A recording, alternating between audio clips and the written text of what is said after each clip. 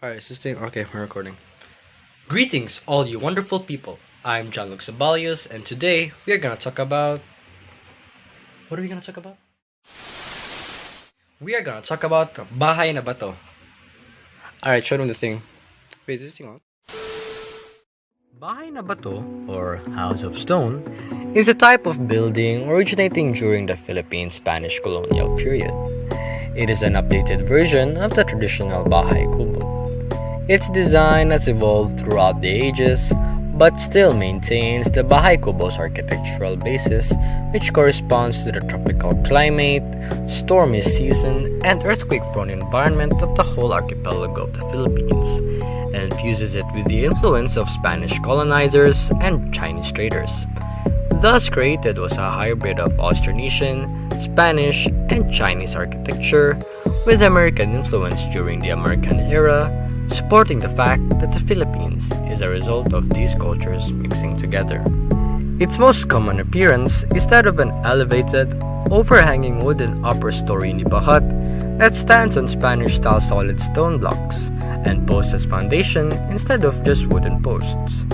The roofing is a Chinese-styled roof, of which today are being replaced by galvanized or other modern roofing.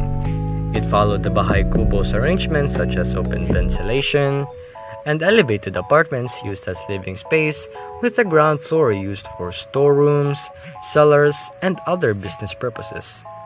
Like the Bahay Kubo, much of this ground level was reserved for storage, and in business districts, some spaces were rented to shops. Horses for carriages were housed in stables called caballerizas. The Bahay na Bato had a rectangular plan that reflected vernacular Austronesian Filipino traditional houses integrated with Spanish style. It was popular among the elite or middle class and integrated the characteristics of the nipa hut with the style, culture, and technology of Chinese and Spanish architecture.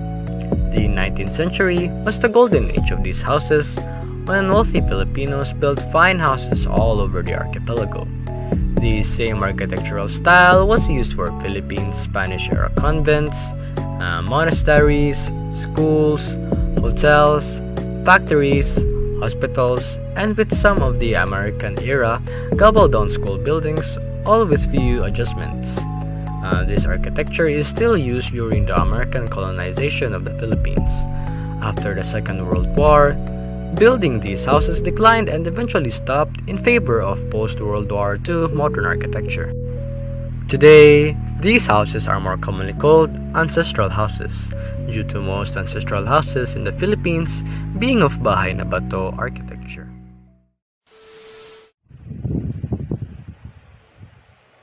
What? That was all of it? I mean, yeah, it was pretty detailed and concise, so I don't see why not. Yeah.